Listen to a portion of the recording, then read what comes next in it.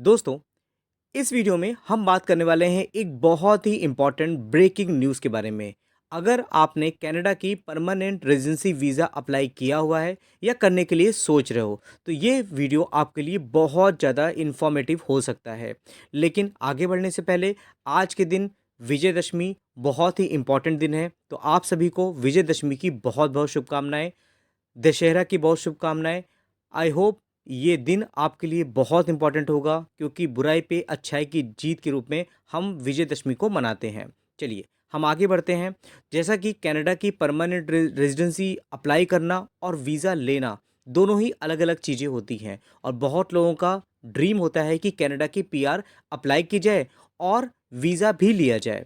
उसके लिए हमें कहीं न कहीं आईआरसीसी के जो अपडेट होते हैं उसको जानना बहुत ज़रूरी होता है, क्योंकि अगर हमने अपने एप्लीकेशन को लगाया हुआ है, तो कहीं न कहीं जो अपडेट आते हैं, वो हमें बताते हैं कि कितनी ज़्यादा पॉसिबिलिटीज़ है कि हमारा वीज़ा लग सकता है या इन्विटेशन टू अप्लाई आ सकता है। तो वैसे तो बहुत अलग-अलग कैटेगरी हैं, जैसे कि हमने पहले भी डिस्कस किया हुआ है, कैनेडियन एक्सपीरियंस क्लास भी कैटेगरी होती है, प्रोविंशियल नॉमिनी कैटेगरी है, कैटेगरी बेस्ड ऑक्यूपेशन है। तो गवर्नमेंट अलग-अलग तरीके से इन्विटेशन टू अप्लाई दे रही है और लगातार हमें राउंड ऑफ इन्विटेशन हमें देखने को मिल रहे हैं। वैसे अगर आप देखोगे कल के दिन में, तो आपको एक नया यहाँ पर इन्विटेशन की न्यूज़ देखने को मिल जाएगी। राउंड ऑफ इन्विटेशन जैसा कि हम डिस्कस करते रहते हैं। अभी हमने एक कल ही वीडियो बनाया था और आज के दिन भी हम एक वीडियो बना रहे हैं। आज है 2 अक्टूबर और आप देखोगे 1 अक्टूबर को कल शाम को ही ये हमें अपडेट देखने को मिली है। ये जो कैटेगरी है वो कैनेडियन एक्सपीरियंस क्लास में हमें देखने को मिल रही है। अब इसमें अगर आप देखोगे 1 अक्टूबर आपको देखने को मिल रहा है और कैनेडियन एक्सपीरियंस क्लास में मैंने आपको पहले भी बताया हुआ है, इस कैटेगरी में आने वाले टाइम पे हमें और भी बहुत राउंड ऑफ इनविटेशन देखने को मिल सकते हैं। खैर, हम अभी की बात करें तो अभी के टाइम पे हमें जो ये कट ऑफ देखने को मिल रहा है वो 534 में जाता हुआ दिख रहा है। नंबर ऑफ इनविटेशन कितनी देखने को मिल रही है? लगभग 1000 आईटीए यहाँ पर इशू किए गए हैं। यहाँ पर भी सेम वही रूल इंप्लीमेंट हो रहा है, टाई ब्रेक रूल। अगर आपका सेम 534 रैंकिंग आ रही है और आपके साथ में किसी और की भी रैंकिंग 534 है, तो कहीं ना कहीं यहाँ पे टाई ब्रेक रूल इंप्लीमेंट होता है।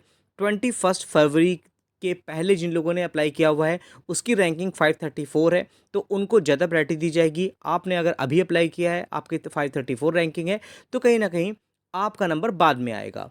लेकिन जो 534 की ज़्यादा की जिनकी सीआरएस रैंकिंग है, उनको कहीं न कहीं इन्विटेशन टू अप्लाई आ गया होगा। अगर आपका आया है तो मुझे कमेंट बॉक्स में ज़रूर लिखिएगा। लेकिन जिनका नहीं आया उनका क्या? उनको भी कहीं न कहीं आशा तो है कि हमारा भी कट ऑफ आए, हमें भी इन्विटेशन टू अप्लाई आए आए, जिससे कि हम आगे का डॉक्यूमेंटेशन स्टार्ट कर सकें। तो अगर आपने अभी तक अप्लाई नहीं किया हुआ है तो आप मुझे कांटेक्ट कर सकते हो, हम आपके एप्लीकेशन आगे बढ़ा सकते हैं। चलिए और हम आगे बढ़ाते हैं। जैसे आपको पता है कि जनरल राउंड इनविटेशन अभी नहीं आ रहे हैं, प्रोग्राम स्पेसिफिक राउंड हमें देखने को मिल रहे हैं और कैटेगरी बेस्ड ऑक्यूपेशन जो है उसके राउंड ऑफ इनविटेशन हमें देखने को मिल रहे हैं। अभी जो पिछले मंथ हमें देखने को मिला है सितंबर में, उसमें हमें back to back invitation to apply देखने को मिले हैं। आप देखोगे यहाँ पे 29 सितंबर को देखा और मुझे एक्सपेक्ट था कि हमें 1-2 दिन में और भी इनविटेशन टू अप्लाई आते हुए दिख सकते हैं। वैसे ये आज के दिन में अगर आप देखोगे या कल के दिन में 1 अक्टूबर को हमें ये इनविटेशन टू अप्लाई देखने को मिला है। अगर सिर्फ सितंबर में देखेंगे तो आपको यहाँ पर 29 सितंबर, 18, 17, 15 और थोड़ा देखोगे 4, थर्ड, सेकंड लगातार हमें यहाँ पर इनविटेशन टू अप्लाई देखने को मिले हैं। इसमें देखने वाली बात ये है कि कनाडा में एक्सपीरियंस क्लास में यहाँ पे 1000 इनविटेशन टू अप्लाई आया है। उसके अलावा देखोगे यहाँ पर 534 में आया था। उसके अलावा अगर हम देखेंगे यहाँ पर तो सितंबर में एक आया था, उसके बाद सितंबर में एक बार ही हमें देखने को मिला है। लेकिन प्रोविंशियल नॉमिनी कैटेगरी में देखोगे तो हमें 2 बार देखने को मिला है। एक 29 सितंबर को और सेकंड उससे पहले हमें देखने को मिला था ये 2 सितंबर को। तो ये एक्सपेक्टेड है कि इस मंथ में हमें कैनेडियन एक्सपीरियंस क्लास में और भी इनविटेशन टू अप्लाई देखने को मिल सकते हैं।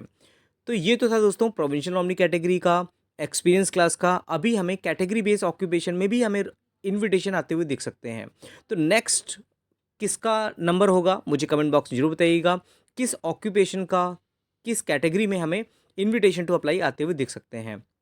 एक और इम्पॉर्टेंट चीज़ है, जैसे मैं आपको बता रहा हूँ कि आने वाले टाइम पे और भी कट ऑफ आते हुए दिख सकते हैं। रीज़न क्या है, आप देखोगे टेम्परेरी फॉरेन वर्कर प्रोग्राम, यहाँ पे जो कोटा अलॉट हुआ है, अगर आप देखोगे 2025, 26, 27, यहाँ पर 82,000 का यहाँ पर हमें कोटा देखने को मिल रहा है।